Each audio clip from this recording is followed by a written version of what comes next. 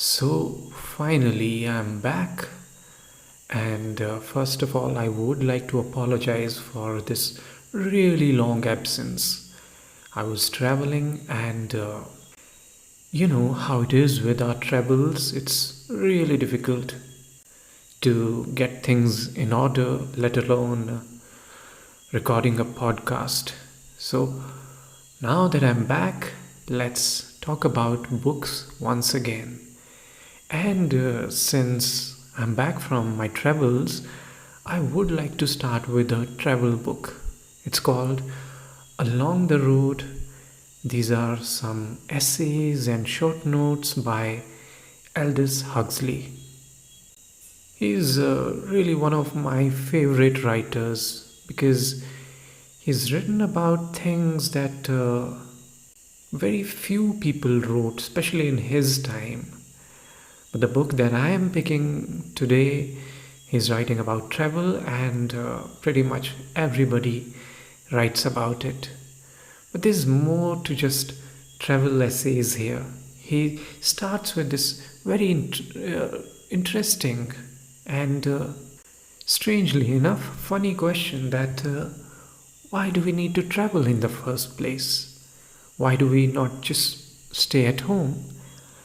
And that's really an interesting one because once we start questioning, once we start looking into that why do we go to Paris, why do we go to some other place, some other exotic destination, what's really behind that? Are we just following the trends?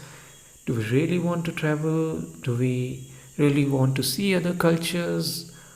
Or is it just about building a profile as a traveler, or just doing what everybody else is doing? So let me read a few lines from the first or second page of this book, and that really connected with me and I found it really interesting. Huxley says, "The fact is that very few travelers really like traveling. If they go to the trouble and expense of traveling, it is not so much from curiosity, for fun, or because they like to see things beautiful and strange, as some out of a kind of snobbery. People travel for the same reason as they collect works of art, because the best people do it. To have been to certain spots on the earth's surface is socially correct, and having been there, one is superior to those who have not. Moreover, traveling gives one something to talk about when one gets home. The subjects of conversation are not so numerous that one can neglect an opportunity for adding to one's store." So that's really the starting point. He's making this really bold point that so many of us not quite travel because we are curious about traveling, but because, much like a lot of other things that we do, we want to feel superior. We want to do certain things what the elite are doing. And in some ways, we are just following the trend. And that kind of makes sense if you think about it. I gave you the example of Paris. A lot of people go there to the Louvre Museum and stand in the queues to look at Mona Lisa. And I wonder sometimes how many of them are into art. Do they care about art? Do they understand it? Or do they want to understand it even? If they are really into that, they would probably also visit the art places in their own cities. They would like to know more about art. That's not really the case. People who are hardly into art, they also go to those sort of museums or art places when they are traveling. And to make matters more complicated, or rather worse, if you think about it, a lot of people, and in their travel itineraries, you see that they're jumping from one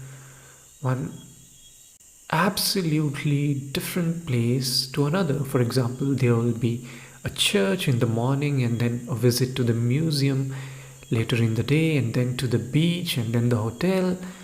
There's so much to absorb that it really doesn't make sense. What makes sense is that we are checking our bucket lists, and that's the kind of craze or fad that we have gotten into. But Huxley just doesn't stop there by making this really simplistic point that we are all about snobbery and we want to feel superior. It's not just that. He further says that to justify this behavior, a series of myths we have created and really absorbed all around us. He says that these myths, they are spread all around by people who travel to these important places or so-called important places, and then the myth is perpetuated over and over again. And the myth is quite simple that people who have actually visited those places are in some way greater or superior or more interesting, more intelligent, and those who haven't, they haven't really seen the world. And the myth really has become popular in our age, and you see people all around you doing their best to make their external reality this coming to terms with this myth. But it's not just about visiting a foreign country and traveling to far off places. It's also about certain simple activities. If you think about it, for example, people go to nightclubs and dancing saloons, as Huxley points out. And of course, there are a hell lot of people who really enjoy that kind of atmosphere, who really enjoy that experience. But there are awful lot of them that those who don't really enjoy it, but they are there because it's supposed to be cool. It's supposed to make them happy, and that's the myth that has been spread all around us. And as I keep telling, this myth has become even more popular in the age of social media. And the same example I gave you about art, certain people think art is, especially the elite, I mean, they think that art is wonderful and one should have it, one should understand it. And large masses follow them, and you have this strange sense of popularity in certain arts, which very few people are able to understand, which very few people are able to spend time with. The people just go there for photographs, and that's the kind of shallow experience which kind of defeats the whole purpose of art. But why do we keep doing it? Because there's the myth. And it really helps everybody if you think about it. It brings in a lot of money for the countries, for the cities, to their tourism industry, and a whole lot of people get benefited. But from the personal point of view of the traveler who's bought into this myth that travel is going to make that person superior, happier, and all those things, if we think about it, that generally doesn't happen.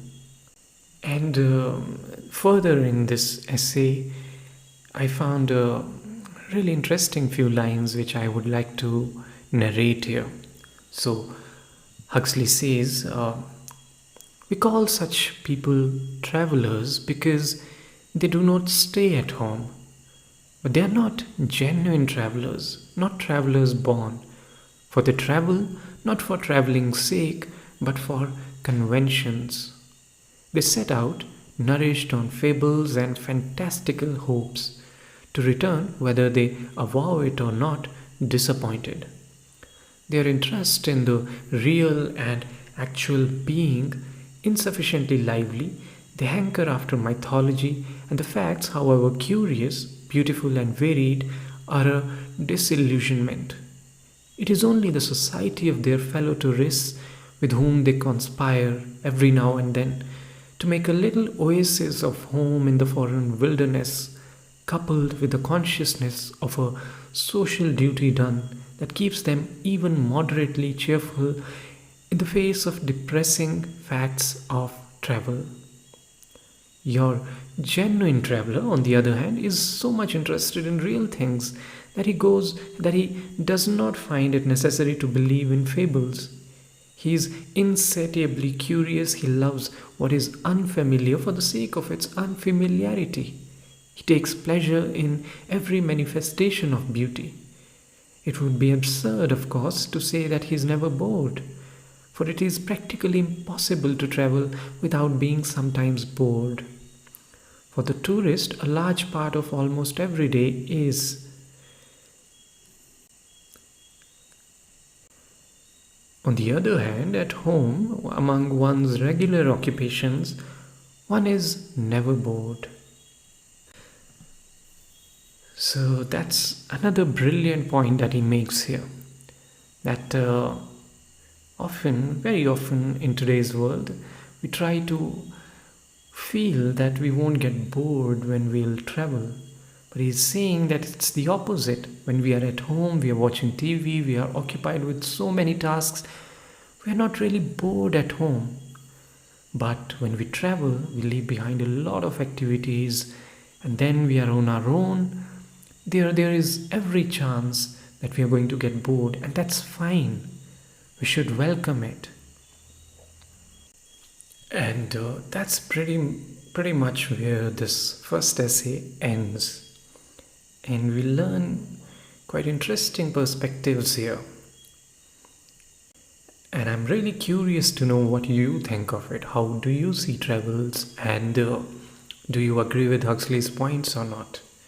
And then in one of the essays, which is titled The Traveler's Eye View, he shares his ideas on how a more authentic traveler, he sees the world, and the kind of detached onlooker he is, and the kind of curiosity that he carries, how he explores the world as he travels.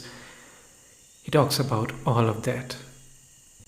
And one of the things that I liked in this essay was the point that he made about the familiarity, that once you've become familiar with something, it's quite almost invariably we lose interest in it. So he likes that kind of detached feeling from a place, from different objects, so that he can maintain his interests in them. Once again, you may agree or disagree, but I'm sure it happens with a lot of people. In some ways, it makes sense also.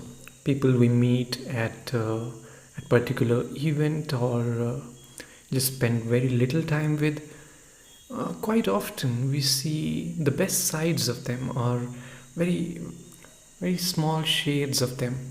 And it's only when we get to know people better do we see their traumas, their baggages, and we understand how dark their lives are. And then you see those other sides of people. And until then, it's almost always a pleasant experience, and which may not really be healthy if you think about it.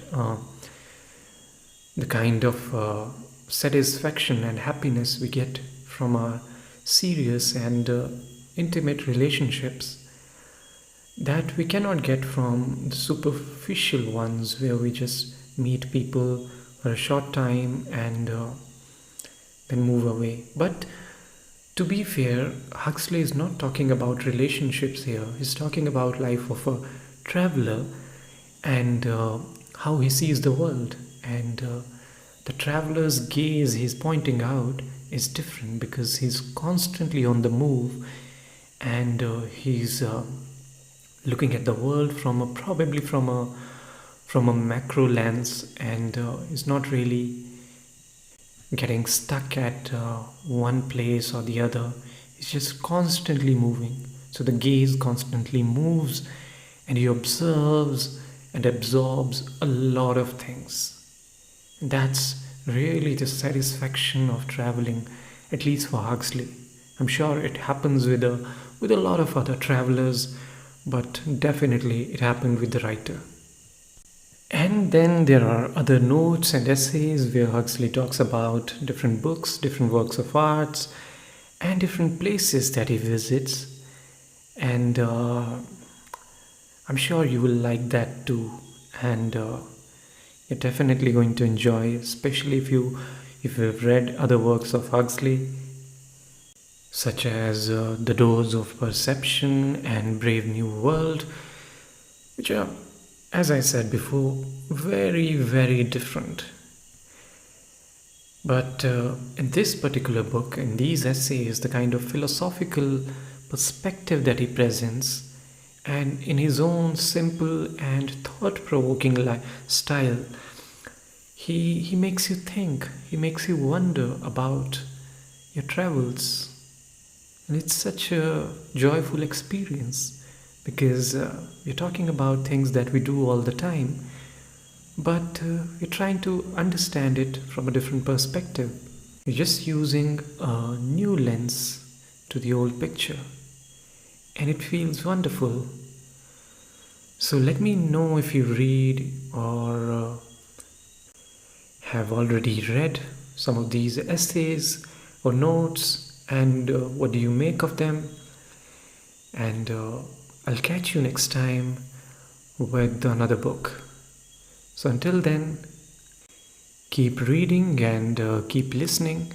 Thank you once again for your patience. Thank you once again for following this podcast. I'm sure there won't be any other breaks in this journey, and we'll continue discussing books with as much frequency as we have done in the last couple of years.